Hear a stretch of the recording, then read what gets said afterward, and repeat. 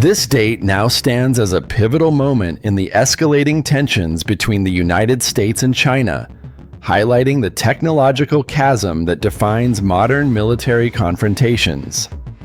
At 2:30 p.m. local time, an MH-60R Seahawk Romeo helicopter, the U.S. Navy's premier anti-submarine warfare platform, departs from the massive flight deck of the USS Gerald R. Ford.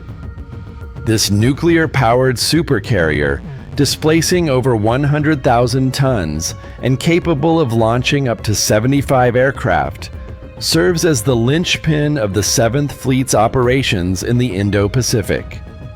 For the Romeo's crew, comprising experienced pilots, sonar technicians, and electronic warfare specialists, this patrol is routine, one of many designed to ensure maritime security, monitor submarine activity, and uphold international law in waters traversed by trillions in global trade annually.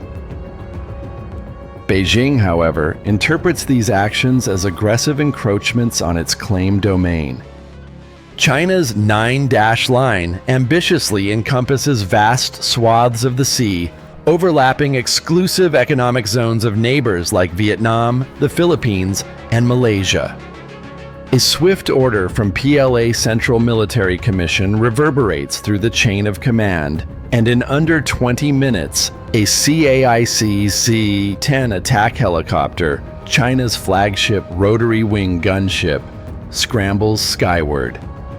Nicknamed the Fierce Thunderbolt, the Z-10 draws from 1990s Russian Kamov expertise, featuring a Fenestron tail rotor for quieter operation, tandem cockpits for pilot and gunner, and armaments including HJ-10 anti-tank missiles, TY-90 air-to-air missiles, and 23mm cannon pods. Its role: Project Dominance, ward off the perceived intruder, and broadcast China's unyielding stance. Yet, in the unforgiving arena of aerial warfare, intentions often collide with capabilities, particularly when facing the MH-60R's sophisticated arsenal. Crafted by Sikorsky, now Lockheed Martin, the Romeo integrates the AN/APS-153 multi-mode radar for surface search, AN/AQS-22 dipping sonar for underwater detection, and the AN/ALQ-210 electronic support measures for signals intelligence. Its pilots, graduates of elite programs like the Fleet Replacement Squadron, FRS, at NAS Jacksonville, are versed in evasive tactics and data fusion. The mission's focus: a Type 039 UN-class diesel-electric submarine, emblematic of China's submarine expansion to over 70 hulls, including nuclear-powered Sheng class. Tracked via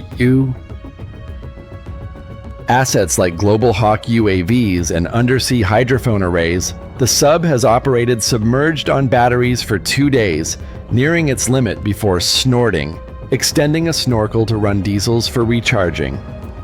This phase exposes it. Engine vibrations propagate as noise, detectable by passive sonobuoys or active pings. The Romeo crew assembles a granular acoustic profile, propeller blade harmonics at various RPMs, auxiliary pump winds, and even crew movements, uploading to databases shared with allies via Link 16 data links. This intel refines algorithms for platforms like the P-8A Poseidon, enabling rapid classification in future engagements. In Beijing's war rooms, the helicopter's presence is deemed provocative, echoing past incidents like the 2001 EP-3 collision or 2013 USS Cowpen's near miss.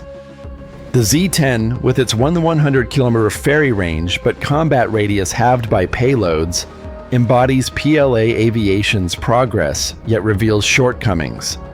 Avionics reliant on dated processors, armor insufficient against 50 cal rounds, and no equivalent to Western helmet-mounted sights.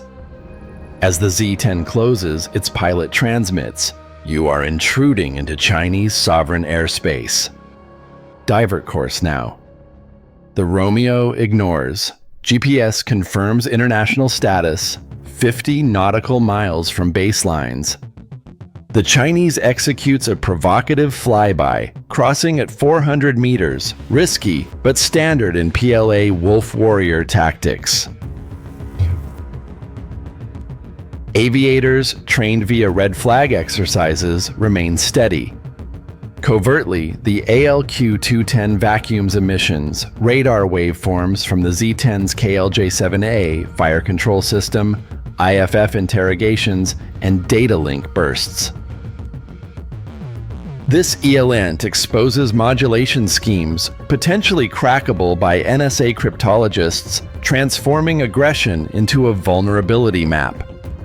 Undaunted, the Z-10 releases flares, magnesium bursts to spoof IR seekers, but irrelevant here. The Romeo responds by lowering its sonar dome, its low-frequency thumps harassing the sub. Below, the UN dives hastily, triggering cavitation. Imploding bubbles emit broadband noise, betraying position to the CSG's towed arrays on destroyers like USS Dewey. In conflict, ASROC missiles or Mk-46 torpedoes would end it. The acoustic hull, unique screw tonals, aiding counter-detection to China's SOSUS-like seabed sensors. At 18 minutes, the Z-10 locks radar, a tone signal success. But an EA-18G Growler from VAQ-41 Shadowhawks intervenes. Its next-generation jammer mid-band pods emit tailored interference, not white noise but deceptive returns, the Romeo clones into spectral decoys, trajectories defying physics. The Z-10's legacy radar, Sans ESA upgrades, succumbs, displaying chaos. Pilot attempts frequency agility fail against the Growler's AI-driven countermeasures, budgeted at $1 billion annually. The Z-10's RWR blares as CSG radars, AN-SPY 6 on the Ford, SPQ-9B on escorts, illuminate it. It's overwhelming like Sauron's gaze. FA-88F Super Hornets launch, afterburners flaring, swelling airborne contacts. The pilot reboots, powerless. Romeo logs kinematic extremes, 60-plus degree rolls, 15 millimeters climbs, revealing airframe limits under 6G loads. FlyAR captures thermals, turbine hotspots at 800 degrees gear wear. Audio mics record blade slap spectra.